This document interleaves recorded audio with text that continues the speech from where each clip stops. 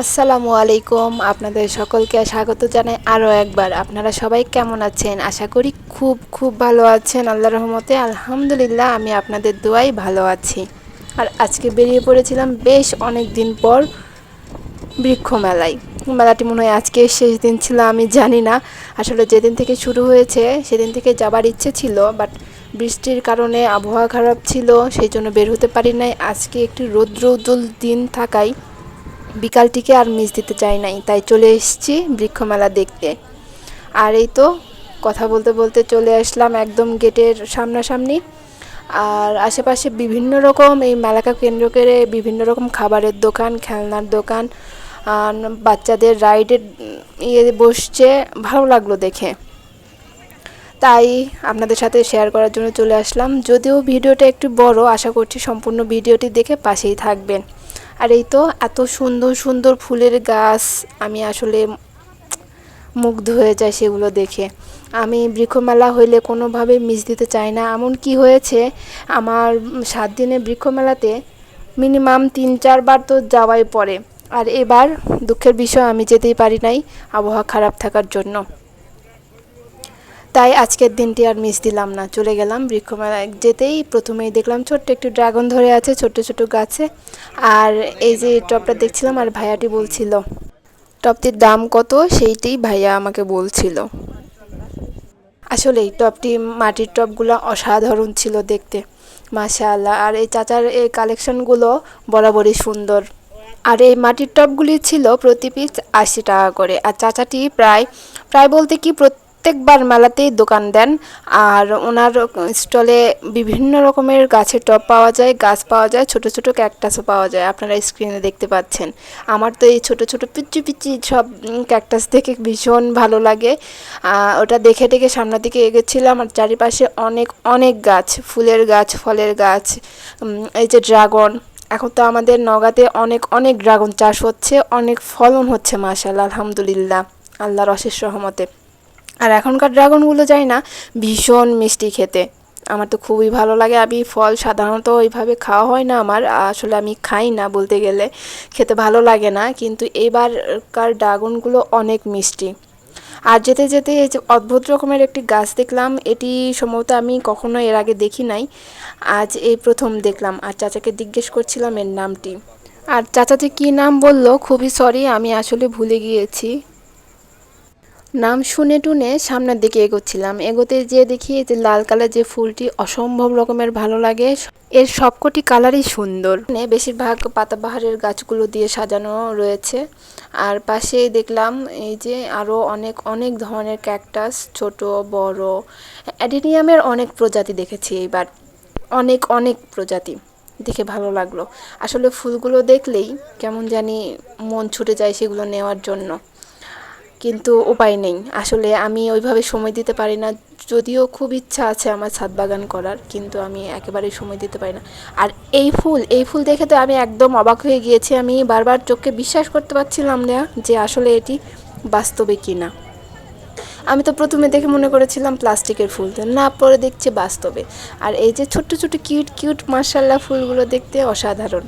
আর এই ডালিমের গাছটি তো অনেক অনেক ডালিম ছিল, ছোট্ট একটু গাছ বাট অনেক ডালিম ধরেছিল। এই যে অ্যাডিনিয়ামের কথা বলছিলাম না, দেখুন কত সুন্দর ফুল, মাশাআল্লাহ অনেক সুন্দর। গাছগুলোর বয়স তো 10-15 বছরেরও বেশি, বিশ্বাস করা যায় এত বছরের পুরনো একটি গাছ, মানে বনসাই করেছে। অদ্ভুত রকমের দেখতে মাশাআল্লাহ লাগছিল। এই গাছের বয়স 12 বছর। গাছটির চেহারা দেখেই বোঝা যাচ্ছে, আসলে বলার কিছু নেই, আপনারা দেখতেই পাচ্ছেন। প্লিজ মাশাআল্লাহ বলতে ভুলবেন না। আর এই গাছটির বয়স আরও বেশি, একদম শিকড়গুলো মোটা হয়ে গিয়েছে, দেখতে অসাধারণ লাগছিল। মনে হয় আমি টুপ করে নিয়ে বাসায় চলে আসি, বাট আমি পারলাম না। বিভিন্ন কারণে আমি আসলে সময় দিতে পারছি না গাছের, আর শারীরিকভাবেও অসুস্থ থাকি, তাই আর ইচ্ছা থাকলেও উপায় নাই। যাই হোক, আমার জন্য সবাই দোয়া করবেন যেন আমি সুস্থ হয়ে থাকতে পারি, চলাফেরা করতে পারি। দেখে দেখে এই তো দেখার পালা শেষ, আমি বের হয়ে এসেছি। এখন একটু এই যে মেলাকে কেন্দ্র করে যে মেলার আশেপাশে স্টলগুলো বসেছে, বিভিন্ন রকমের বাহারি খাবারগুলো নিয়ে বসছে সবাই, সেগুলো একটু দেখি। আর যেতে যেতে এই যে বাহারি রকমের বিভিন্ন রকমের আচারের দোকান, যারা আচার পছন্দ করে, টক পছন্দ করে, তাদের দেখলেই মুখে জিভে জল চলে আসবে। আমি আসলে টক লাভার নয়, আচার লাভারও নয়, তাই আমার খেতে তেমন ইচ্ছা করে না। আর এই যে বাঁশিটি, মানে বাচ্চাটা জেদ ধরছে বাঁশিটি নেওয়ার জন্য, তাই হয়তো দেখছে, ছোটোবেলার কথা মনে পড়ে গেল। আর এই যে সামনে যে হাতে যে রং দিয়ে লাগাই নিচ্ছে, আমি ছোটোবেলায় অনেক অনেক দাগিয়ে নিয়েছি, বিশেষ করে রথের মেলায় গিয়ে। স্মৃতিগুলো আসলেই স্মৃতি হয়ে রয়ে যাবে সারা জীবন। যাই হোক, এই তো বাইরে চলে আসলাম। আস্তে আস্তে দেখি গরম গরম জিলাপি ভেজে নিয়ে আসছে। আর কি বলবো, যিনি জিলাপি ভেজে নিয়ে এসে রেখে দিয়েছিলেন, তাকে দেখে আমার পিকে ছবির একটি স্পেশাল মোমেন্টের কথা, মানে একটি সিনের কথা মনে পড়ে গেল। যাই হোক, আপনারা যারা পিকে ছবি দেখেছেন তারা নিশ্চয়ই সিমিলার খুঁজে পাবেন। আসলে মানে হাসি থামাতে পারছি না, যদিও উচিত নয়, আসলে আমি কন্ট্রোল করতে পারি না সেই সময়। আর এই যে এইগুলো ছোট ছোট হচ্ছে সানার জিলাপি, বাট জিলাপি তো হয় প্যাচ, বাট এটা দেখলাম একদম রাউন্ড গোল ডোনাটের মতো, অদ্ভুত রকমের জিলাপি। ভাই, জিলাপির প্যাচই নাই জিলাপিতে। আমি জিজ্ঞেস করছিলাম, চাচা এটা কি? চাচা বললো জিলাপি। আমি তো লেগে গেলাম। দেখে টেকে চলে আসলাম সামনের দিকে এসে দেখি অনেক ভাজাভুজির দোকান। চানাচুর আছে, বুট আছে, কি জানি আছে, আমি অত নাম জানি না, তবে সব কিছু দিয়ে মাখায় ওনারা দিচ্ছে, যার যেভাবে চাহিদা তাকে সেভাবে দিয়ে দিচ্ছে। আর এই তো দেখে টেকে সব শেষে নিয়ে চলে আসলাম কসমেটিক, আসলে চুড়িবর্তি।